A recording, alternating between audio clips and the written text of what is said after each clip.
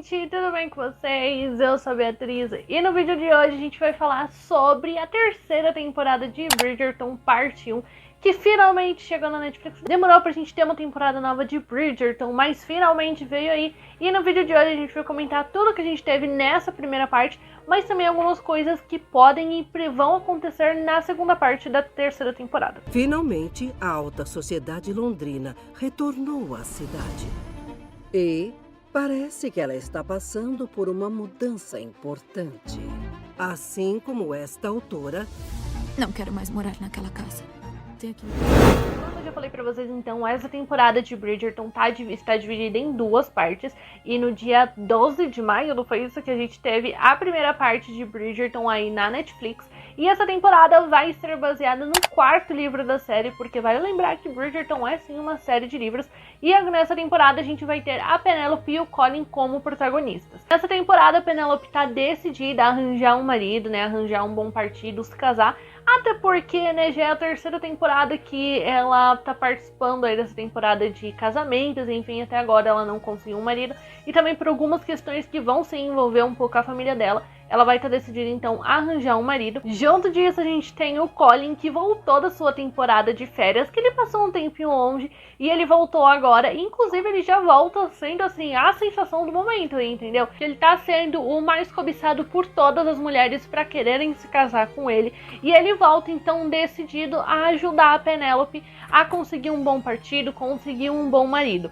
Só que no meio disso, o Colin vai descobrir que ele tem sentimentos pela melhor amiga dele, que é a Penélope. E já te aviso que no vídeo de hoje nós vamos comentar sobre Bridgerton com spoilers, porque a gente tem material pra gente comentar sobre essa terceira temporada, a primeira parte da terceira temporada. Mas caso você ainda não tenha assistido, corre na Netflix e vai assistir, porque tá uma temporada tão maravilhosa e tão apaixonante quanto todas as outras de Bridgerton. Vale muito a pena vocês irem assistir. E aí depois que você assistir, você volta aqui pra comentar comigo sobre a temporada.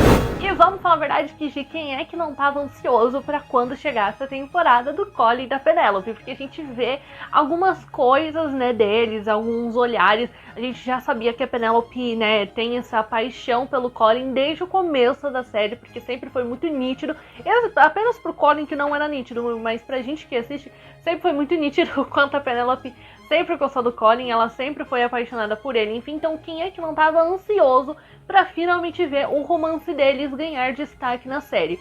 Na verdade, essa era para ser uma temporada, né, sobre o Benedict, porque na série, o terceiro livro da série é sobre ele, sobre o Benedict, e essa temporada seria sobre ele. Só que assim, eu vou falar bem a verdade pra vocês, que pode ser, eu acho que pra próxima temporada talvez eles, né, contem a história aí do Benedict, mas eu não tenho nenhuma curiosidade pra ver sobre a história dele. Eu acho que de todos os irmãos Bridgerton, o que eu menos gosto, ou o que eu menos fico animada pra ver mais é o Benedict. Então assim, a não ser que durante a temporada eles acabem mudando isso, sabe? Que eles acabem acrescentando coisas que vai me fazer gostar mais dele.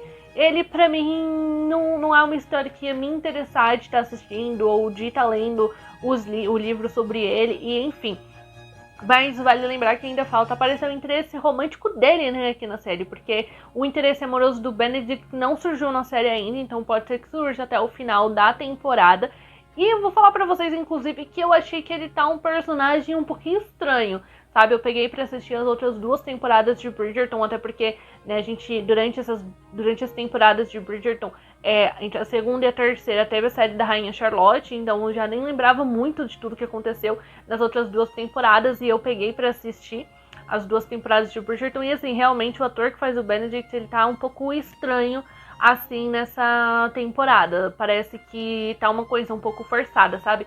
Quando você pega pra assistir ele nas outras duas temporadas e ele nessa terceira, ele tá assim, uma coisa assim um pouquinho forçada. Apesar do foco da temporada ser o romance do Colin e da Penélope, né, construir essa relação deles até eles se casarem, enfim, eles ainda conseguem dar e trazer bastante destaque, explorar também outros personagens que a gente tem aqui na trama. Eu já tinha falado no meu short que eu fiz sobre a série, né, sobre essa temporada, que eu tava com uma curiosidade muito grande pra ver como que ia ser principalmente a amizade da Eloise e da Penélope nessa terceira temporada, porque na temporada anterior a Eloise descobriu que a Penélope, que é a Lady Whistledown, e a Lady Whistledown, assim, escreveu muitas coisas que destruiu a imagem da Eloise, né? Deixou realmente ela muito mal falada na sociedade. Então eu tinha essa curiosidade para ver como que ia ficar a amizade delas com a Eloise, sabendo de que a Lady Whistledown é a própria melhor amiga dela, né? Que era um segredo que estava sendo escondido e por aí vai. E assim, dá pra gente ver que a Eloise ainda tá com uma raiva muito grande da Penélope, né? Por tudo que a Lady Whistledown escreveu e enfim. Então dá pra ver que ainda existe uma raiva muito grande na Eloise, mas ao mesmo tempo ainda existe aquele carinho e aquela preocupação pela melhor amiga dela. Que é uma amizade inesperada que a gente tem nessa temporada, justamente a Eloise com a Cressida, que inclusive a gente vai falar sobre ela também. E quando a Cressida começa a fazer muitas coisas para prejudicar a Penélope, né, porque existe essa rixa entre a família da Cressida e a família da Penélope, a Cressida começa a fazer algumas coisas ali para prejudicar a Penélope, como rasgar o vestido dela e enfim. E a gente vê que a Louise fica com aquele negócio de querer ainda defender a melhor amiga dela, sabe? Querer ainda tentar de alguma forma proteger ou mostrar que o que ela tá fazendo não é certo, que o que a Cressida tá fazendo não é certo e por aí vai. Então, apesar de existir essa raiva por a Penélope ser a Lady Whistledown, a gente vê que ainda existe um carinho muito grande da Eloise pela melhor amiga dela. E, enfim, eu ainda quero ver mais sobre as duas, tá? Da Eloise e da Penélope, pra ver se vai rolar uma reconciliação das duas, né? O que vai acabar acontecendo com a amizade delas até o final da temporada. Como eu falei, a gente tem a amizade da Eloise com a Cressida nessa temporada. E a Cressida, inclusive, é uma personagem que eu acho que ela cresce bastante nessa temporada. Porque a gente tem um foco muito maior nela, né, em toda a pressão que ela sofre pela família dela, de que ela precisa arranjar um marido desesperadamente, vamos falar assim, e que meio que muitas vezes quando ela não consegue, né, quando ela começa ali a conquistar o cara e tal, mas o cara acaba se apaixonando e pedindo outra mulher em casamento, isso também acaba sendo uma pressão muito grande que os pais dela, principalmente o pai dela, colocam em cima dela. De que meio que assim, como se ela não fosse mulher boa o suficiente ou coisa do tipo. E aqui também na Cressida e na Eloise a gente tem bastante debatida a questão de amizade com mulheres, né? A amizade entre mulheres. Porque principalmente nessa época que se passa a série, que é lá em 1800 e pouco, não era muito comum, né, você ver mulheres sendo amigas. Principalmente porque aqui quando a gente tá falando de temporada, né, que é essa temporada de casamentos que acontece, teoricamente elas deveriam ser rivais, elas deveriam se tratar como rivais, porque elas estão meio que competindo entre si pra tentar arranjar um marido, mas é uma coisa que a gente vê que não existe entre a Eloise e a Cressida, sabe? É só realmente uma amizade verdadeira. Tem até um pedaço em que a própria Cressida fala isso, que ela nunca conseguiu ter amizade com mulheres, ela nunca conseguiu ter amizade com meninas, justamente porque aqui na série elas já meio que crescem pra meio que se olharem com essa rivalidade de que a outra pode acabar roubando o marido dela ou o pretendente dela. E eu acho que eles estão sabendo fazer uma boa construção em cima da personagem da Eloise, pra gente ir conhecendo mais a Eloise, conhecendo melhor como funciona a cabeça dela, sabe, conhecendo mais ela de fato, até a gente chegar na temporada que vai ser sobre ela, né, que ela vai ser o grande destaque da temporada, que ela vai ser a protagonista. Gosto da construção que está sendo feita em cima dela.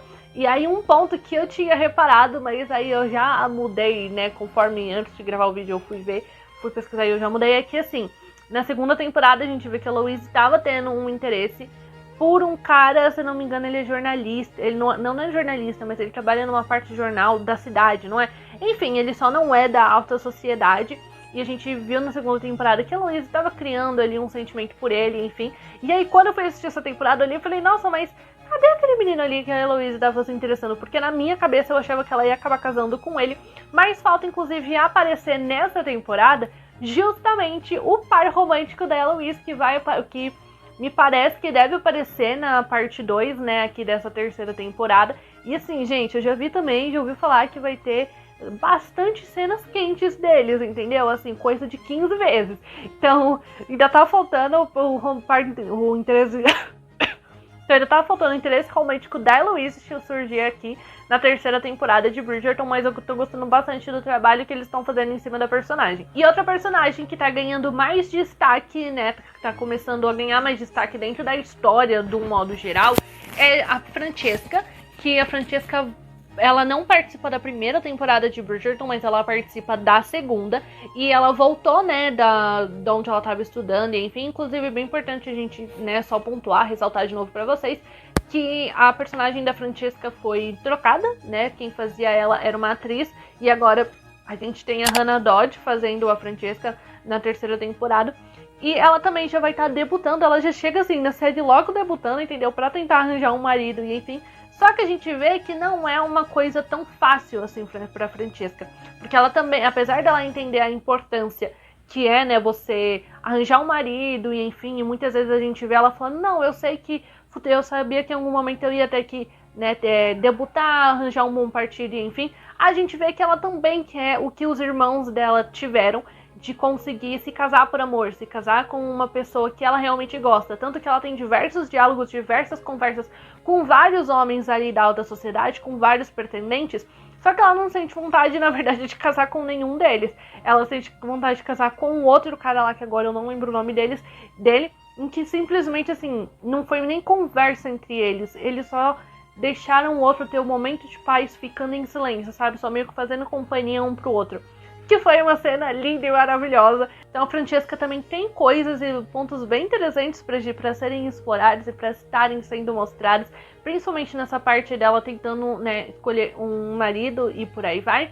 E eu tava gostando bastante da relação dela com a Penélope, essa pouca amizade delas que foi começando a surgir, e eu queria ter visto mais disso, que tem, né, um momento em que tem um diálogo entre elas, em que elas preferem ficar no cantinho ali, sabe? E a Penélope ainda olha pra ele e fala, se eu fosse você, ia pro meio da pista e dançava com alguém, porque quando você vai pro canto do salão, você normalmente costuma não sair. Então a Penélope também dando conselho ali pra Francesca, e eu tava gostando bastante da amizade das duas, eu queria ver mais, espero que na parte 2 da terceira temporada talvez a gente tenha mais disso. Eu falei do Benedict pra vocês, mas só mais um ponto, né, que eu queria falar, e ele também tem aparecido mais, né, na temporada, principalmente com a família. E uma coisa bem legal que a gente tá vendo nessa terceira temporada é justamente essa interação maior entre os irmãos Bridgertons, né? Essa coisa mais, essa relação mais de irmão que eles realmente têm, que eu acho que na primeira temporada, principalmente, a gente via mais uma coisa tipo só a Daphne e o Anthony, só essa relação mais como se eles só tivessem um irmão, ou coisa do tipo, sabe? Como se eles fossem um melhor amigo. Claro que, com certeza, eles devem ter aí não um preferido, mas um irmão de quem eles são mais próximos. Mas é que a gente vê essa relação mais de família realmente entre eles. A gente tem mais cenas assim, e interação entre todos os irmãos. Então a gente tem interação do Colin com a Francesca, da Francesca com o Benedict, com o Anthony, sabe? Tem interação realmente de todos eles, e não fica parecendo que a gente tem só, por exemplo, o Colin, a Daphne e o Anthony aí de Bridgerton. Então essa é uma relação, uma coisa que eu tô gostando bastante de ver nessa temporada. E uma coisa também que, assim, eu gosto muito é a relação da Violet com os filhos dela. Que, assim, ela coloca eles ali, claro, na temporada de casamentos, coloca eles pra debutar, vamos falar assim, que seria o certo que tá se fazendo. Só que a gente vê que, de início, ela chega a dar uma pressionada de, você precisa arranjar um marido.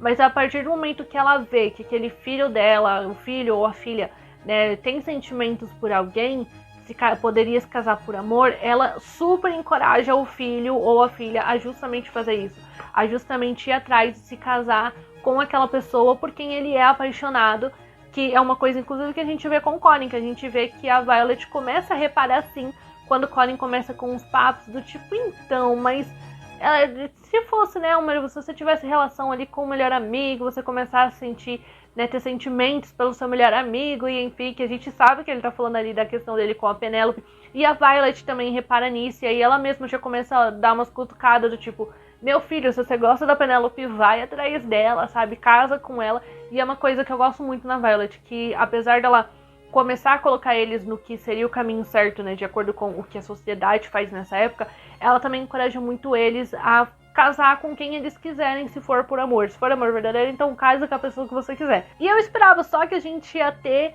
mais do Anthony e da Kate, porque assim, falaram, o Anthony e a Kate estão confirmados nessa temporada de Bridgerton. Inclusive no primeiro episódio eles participam realmente da segunda temporada, ou dessa terceira temporada. Só que eu achei que a gente ia ver mais, porque eles realmente aparecem no primeiro episódio, e aí a gente, né, tem até uma dança entre eles, e enfim. Que aí também tem um momento em que... E aí a gente tem a Kate discutindo sobre a questão de que, né, como ela agora é a viscondessa, e que eles teriam que arranjar uma outra casa pra mãe do Anthony morar, né? Pra Violet morar. E então ela só debate essa questão de a gente vai ter que procurar uma casa, enfim, eles só decidem que deixar a Violet ali por mais um tempo, porque afinal de contas ela é a mãe deles, ela que é a Bridgerton, né? Vamos falar assim, a Bridgerton original, e por aí vai.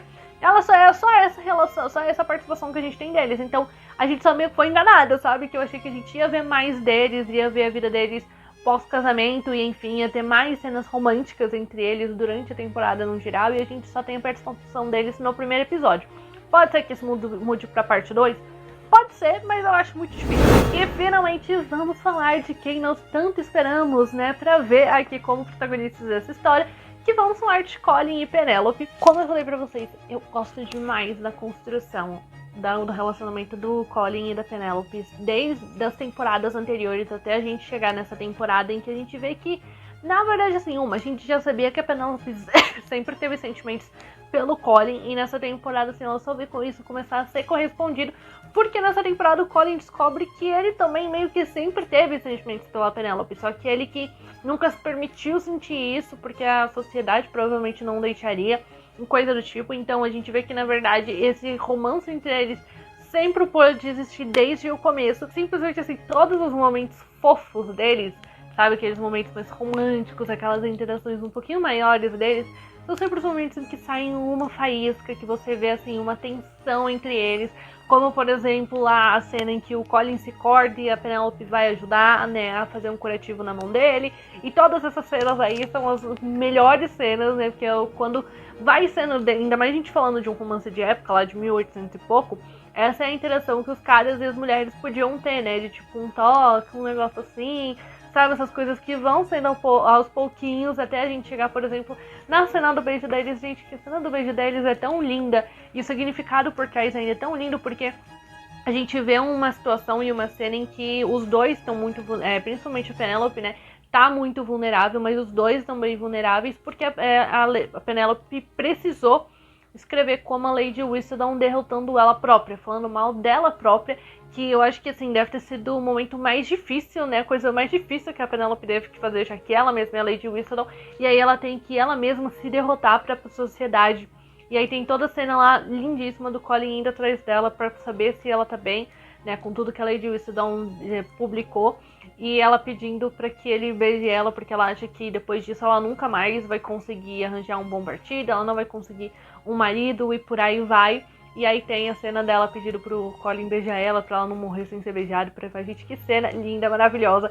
Isso, claro, sem a gente falar na cena da carruagem, que essa cena da carruagem foi uma cena muito, muito esperada, e foi uma cena que entregou tudo, entendeu? Simplesmente entregou tudo. E a cena em que os atores falaram que, assim, eles estavam gravando e falaram corta, e eles simplesmente não ouviram o diretor mandar cortar a cena, e eles continuaram. Então, assim, por isso que essa cena ficou tão boa, entendeu? Porque você vê que os atores, eles estavam entregues, acho que até demais pra ser gravada aquela cena da carruagem. Claro que eu tenho que falar muito também da mudança da Penélope, né, dessa transformação, que era também um momento muito esperado por todo mundo pra gente ver nessa terceira temporada. E eu confesso pra vocês que eu não li o livro, então, assim, eu não sabia, né, em que momento que acontecia essa transformação da Penélope, da mudança de visual dela, e enfim. E eu achei que ia ser meio que assim, quando acabasse a primeira parte, sabe? Eu achei que a gente ia ter essa mudança dela realmente só no final dessa primeira parte, pra gente ver todo esse resto, ela, né, com vestidos diferentes, um penteado diferente, por aí vai, tudo isso eu achei que a gente ia ver só na segunda parte.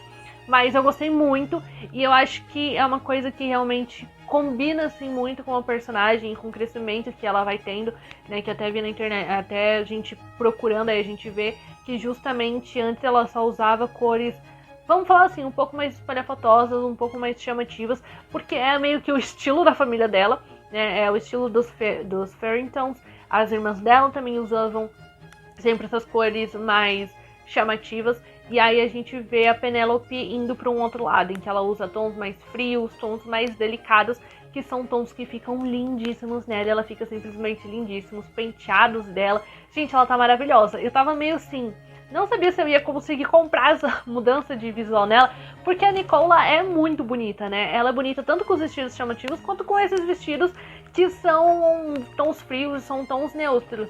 Mas mesmo assim, a transformação da Penélope é maravilhosa demais, e foi uma coisa também bem feita. E eu acho que a entrada do Lord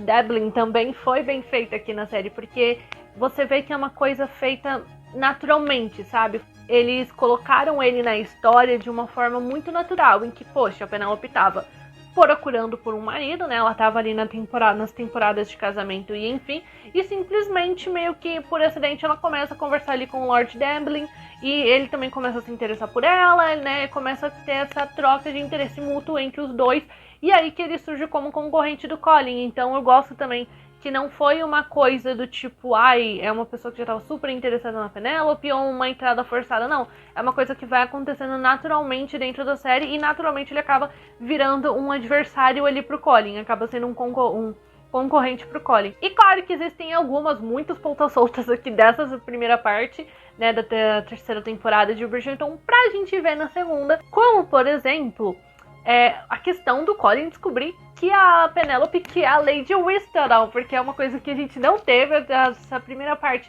termina justamente com o Colin pedindo Penélope em casamento lá na carruagem, e enfim, e ele ainda não sabe que ela é a Lady Whistledown. Então assim, tem muita coisa pra gente ver, principalmente nesse ponto, porque no começo da temporada a gente vê ele falando que, né, poxa, a Lady Whistledown destruiu a Penélope, a Lady Whistledown quase destruiu a Louise, também explanou o caso de gravidez da Marina lá na primeira temporada pra todo mundo ver. Então assim, a gente vê que ele tem uma raiva, e ele fala que quando ele descobrir, ele vai destruir com ela, sabe? Ele vai destruir quem for a Lady Whistledown. E eu quero ver muito qual vai ser a reação dele quando ele souber que é a Penélope que é justamente a Lady Whistledown. Como eu falei, eu não li o livro, então eu não sei qual que é a reação dele quando ele descobre. E eu tô muito curiosa pra ver isso, pra ver tem essa ponta solta, porque acho que a ponta solta mais importante dessa temporada inteira é justamente o que ele vai fazer quando ele souber que ela é Lady Whistledown. Tem a questão das irmãs da Penélope, porque a gente vê que elas estão nessa questão de que alguma delas precisa engravidar para que elas consigam, né, ficar com a casa de herança, consigam toda a herança que o Lord Fenderton deixou para elas, e enfim. Então, alguma delas precisa, né, engravidar, e aí a gente vê que, teoricamente, os indícios são de que as duas irmãs dela estão grávidas, né? As duas irmãs da Penélope estão grávidas. Mas a gente não sabe se isso é verdade, porque não foi tipo um diagnóstico dado por um médico aqui dentro dessa temporada. Foi só tá sendo assim, realmente alguns sinais, não, como por exemplo, dor nos seios, que a menstruação não vem e coisa do tipo. Então, mas ainda não foi uma certeza de que elas estão grávidas, então precisa ver isso. E precisa ver se elas vão conseguir chegar até o final da gestação, né? Se elas vão de fato ter o neném, ou se quem vai ser a primeira a ficar grávida e conseguir ter um filho vai ser a Penélope. E eu confesso pra vocês que eu tô achando muito legal, muito interessante ver sobre a questão da família sobre toda a família dos Mondrian, né? Que é que era amigo lá do Duque, enfim, que ele lutava boxe, enfim. Eu não lembro o nome de todos os personagens agora, falando a verdade, mas a gente viu que eles agora são da alta sociedade, né, que o filho deles recebeu uma herança aí de um tio e deixou pro filho deles, e agora eles são da alta sociedade, e a gente vê eles começando a frequentar bailes, enfim, e tem toda uma questão de eles tentarem se encaixar dentro da alta sociedade, só que ao mesmo tempo tendo Benedict falando pra eles, então, mas você só tenta se encaixar na alta sociedade quando você ainda não é casado. Porque as pessoas estão te olhando. A partir do momento que você se casa, se você não tem um título muito importante, como de duque, de duquesa, enfim, as pessoas param de ficar te olhando e param de ficar te julgando. Então, meio que assim, vocês podem fazer o que vocês quiserem, mas tem a questão de que querem que o Lord ou não, o Mondrian, enfim, que o cara aí, né, o que tem o bar, que ele feche o bar, porque aí não pode uma pessoa da alta sociedade ter um bar. Então tem ainda toda essa questão, e eu tô gostando de ver sobre tudo isso, envolvendo toda essa família dos Mondrian. Temos também ainda o ponto de que a Violet tá se interessando pelo Marcus. Eu achei que tinha apagado alguma coisa aqui. Que a Violet tá se interessando pelo Marcus, que é o irmão da Lady Danbury. E a gente vê que assim, a Lady Danbury não tem uma boa relação com o irmão dela. Inclusive, quando ela recebeu a carta de que o irmão ia, né, pra lá, que o irmão tava vindo, enfim, a gente viu que a Lady Danbury não gostou nem um pouco. E eu acho que falta a gente descobrir mais da história deles. sabe? Apesar de ser uma história que é o que menos tá me interessando no momento, acho que falta a gente ver mais a história deles, o porquê que a Lady Danbury tem toda essa intriga, essa rixa com o irmão dela, e enfim, tá faltando essa parte, um contexto maior em cima da Lady Danbury e do Marcus. Mas eu gosto que, assim, tá meio que se interligando com o que a gente viu da Violet lá na série da Rainha Charlotte, que lá a gente viu a Violet falando, né, que ela tá sentindo essa vontade de voltar a ficar com algum homem, sabe? De ter relações com algum homem. Ela tá sentindo essa vontade de novo. E eu acho que aqui a gente, né, pode ser que a Violet comece a realmente ter essas relações como o Marcus. Claro, e como eu falei, então, a gente tem muita coisa pra acontecer ainda na segunda parte de Bridgerton. Então a gente tem que ver o noivado deles, o casamento, Colin descobrindo sobre a Lady Whistledown e o interesse amoroso da Eloise, que ainda vai entrar nessa temporada. Se você já assistiu a primeira parte da terceira temporada de Bridgerton, conta pra mim nos comentários o que você achou. Vamos conversar mais sobre. E o que você tá esperando que vai acontecer na segunda parte dessa terceira temporada. Quais são suas expectativas. E assim que sair a segunda parte na Netflix, com certeza vai ter vídeo por aqui pra gente comentar sobre a temporada no geral. Então, pra você não perder mais nada, nenhum vídeo sobre o universo de Bridgerton, se inscreve aqui no canal e ativa o sininho, que assim, sempre que sair vídeo novo por aqui, o YouTube te notifica, você não perde mais nenhuma novidade. E também deixe seu like aqui nesse vídeo, que me ajuda bastante, que assim o YouTube entende que se você gostou desse tipo de conteúdo, outras pessoas também podem gostar e ele pode recomendar esse vídeo cada vez para mais gente. E é isso, um beijo e até o próximo. Mãe, pensa que a melhor base para o amor é a amizade?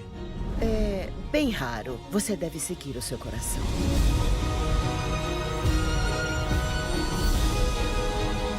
Qual é a força primária que nos guia em nossos caminhos?